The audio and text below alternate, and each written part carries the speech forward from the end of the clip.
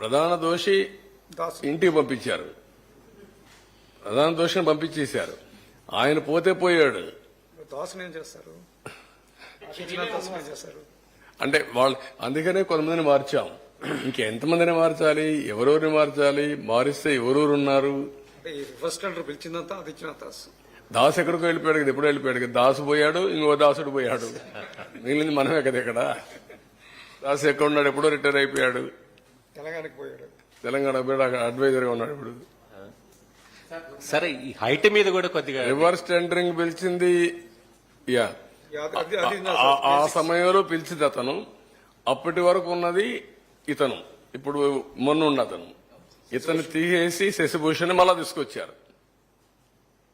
Sir, project height కి సంబంధించి కూడా ఒక డిస్ప్యూట్ ఉంది కదా సార్, దాది అది రాజీ లేదు. అది 45.67 రావాల్సిందే, 45.72 రావాలి.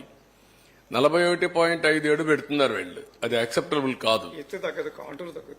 కంటూర్ ప్రస్తుతానికి వాళ్ళ ఉద్దేశం ఏంటంటే ముందు కట్టేసి తర్వాత బెంజాని. ఆల్రెడీ కట్టేశారు కదా, మీ టైంలోనే కట్టేశారు. అది ప్రాజెక్ట్ స్పిల్వే అయిపోయినాయి. ఇప్పుడు ఓన్లీ ఈసీఆర్ఎఫ్ కట్టాలి, అంతవరకే. అది అయిపోతే నీళ్లు పెడతాం, నీళ్లు పెడితే ఆటోమేటిక్ ఇవ్వాలి. ఈ ప్రాజెక్ట్ కాస్ట్ తోటి పాటు R&R కూడా పెరిగిపోతుంది కదా సార్, ఇన్ఫ్లేషన్ తోటి. పెరిగితే కదా, అది ఎంత పెరుగుతుంది ఎస్టిమేషన్ వేస్తారు? ఇదే 30%, 20% ఇన్ఫ్లేషనే కదా, అన్నిటికీ ఉంటాయి కదా. మనం అనుకున్న ప్రకారం వస్తాయి. పీడీఎఫ్ అవన్నీ వస్తాయి. R&R package plus land acquisition. Last 5 years గా నిర్వాసితులు బాగా ఇబ్బంది పడుతుంది సార్. ఎగువగా పడడం వల్ల వరద ఉండిపోతుంది, వాళ్ళు చాలా ఇబ్బంది పడుతున్నారు. రాబోయేదేమో ఫ్లడ్ సీజన్, ముందు దాని మీద కూడా దృష్టి పెట్టాల్సిన అవసరం, కొంతైనా రిలీఫ్. వాళ్ళు కూడా వాళ్ళ సమస్య చూస్తే చాలా బాధేస్తుంది. ఎందుకంటే నీళ్లుంటాయి, ఆ ఊర్లో ఉన్నారు, అక్కడే ఉండి దోమలు ఇవన్నీ అన్ని సమస్యలు. కానీ రీహాబిలిటేషన్ ఇవ్వరు, వాళ్ళు వెళ్ళిపోవాలంటే. ఇంక కాపలా కాసుకుని అక్కడే కూర్చున్నారు బాబు, ఏమి చేత కాకుండా, ఏం చేయలేక. మీరు 104 సార్లు రివ్యూ చేశారు, 31 సార్లు వెళ్ళారు, మొన్న వెళ్ళారు. మీ ఫీలింగ్స్ ఎలా ఉన్నాయి సార్? ఇంకా ఏడవంది ఒకటే, రియల్ గా చెప్తున్నా, that is my feeling. I'm deeply involved in this project. దాదాపు మీతో పాటు నేను కూడా వచ్చాను ఆ టైంలో.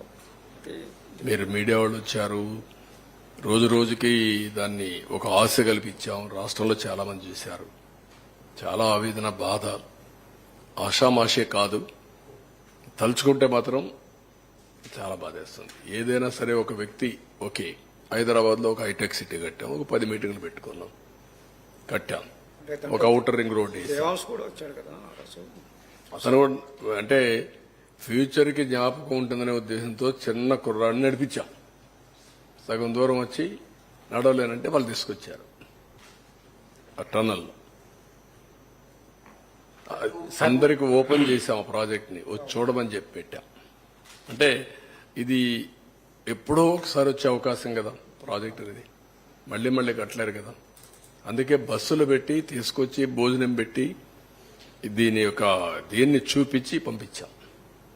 సార్, ఫస్ట్ ప్రయారిటీ పోలవరం అని చెప్పి మీరు అంటున్నారు. లాస్ట్ గవర్నమెంట్ లో మీరు ప్రతి సోమవారం పోలవరం అన్నారు, ఈసారి కూడా అలా ప్రతి సోమవారం పోలవరం రివ్యూ చేస్తారా? నువ్వు చేయాలి, కానీ ఇవన్నీ సెట్ కావాలి కదా. ముందు సెట్ కాకుండా సోమవారం కూర్చొని నేను చేయగలుగుతాను? ఈ ఎక్స్పర్ట్స్ అంతా కూర్చోవాలి, ఈ ప్రాజెక్ట్ రిపోర్ట్ అంతా చేయాలి, వాళ్ళంతా సొల్యూషన్ ఇవ్వాలి. నేను అందుకనే ఫస్ట్ టైం ఈసారి కూడా నేరుగా పోలవరంకి వెళ్ళా.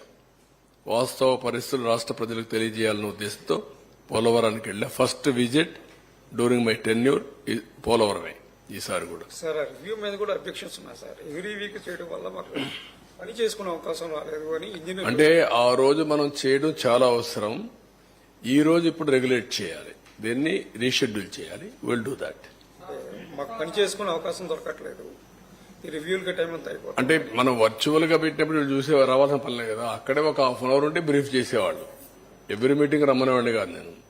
ఇక్కడ సెక్రటరీలో ఉండి సెక్రటరీ వచ్చేవాడు, వాళ్ళు అక్కడే ఉండేవాళ్ళు ప్రాజెక్ట్ లో. వర్చువల్ గా వీడియో కాన్ఫరెన్స్ కు వచ్చేవాళ్ళు, గైడెన్స్ ఇచ్చేవాడిని. అట్లా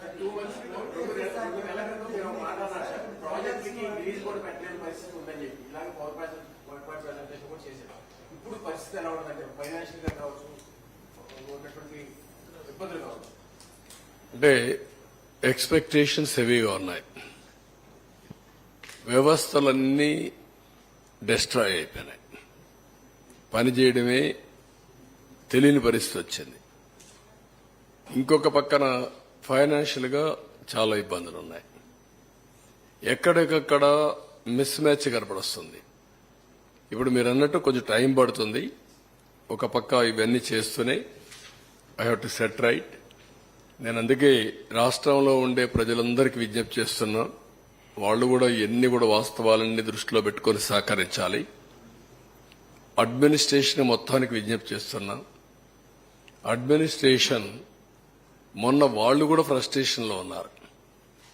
మాకు ప్రజల కంటే ఉద్యోగస్తులు ఎక్కువ ఓట్లేశారు. మొన్న మీరు చూస్తే 63% ఓట్లేశారు. పోస్టల్ బ్యాలెట్స్ అవన్నీ చూస్తే ఆవరేజ్ 57% మాకు వచ్చింది. వాళ్ళు కూడా తక్కువ చేయలేదు. కానీ వాళ్ళకు కూడా విజ్ఞప్తి చేస్తున్నా, మనందరి బాధ్యత సార్ లాస్ట్ మనం అందరం కలిసి సమిష్టిగా పనిచేసి ఈ సంక్షోభం నుంచి ప్రజల్ని కాపాడుకోవాలి, ముందుకు తీసుకుపోవాలి. అందరూ కూడా ఒక క్రమశిక్షణతో ఒక పద్ధతితో పనిచేసే విధానానికి శ్రీకారం చుట్టండి. పూర్తిగా సహకరించమని అందరికీ కోరుతాను. ఇంకా రాబోయే రోజుల్లో మీరే చూస్తారు, నేను కూడా ఎప్పటికప్పుడు రియల్ టైం వీళ్ళందరూ క్లియరెన్స్ ఇస్తూ, గైడెన్స్ ఇస్తూ, స్ఫూర్తినిస్తూ ముందుకెళ్తాం. సార్ మీరు చెప్పినట్టుగా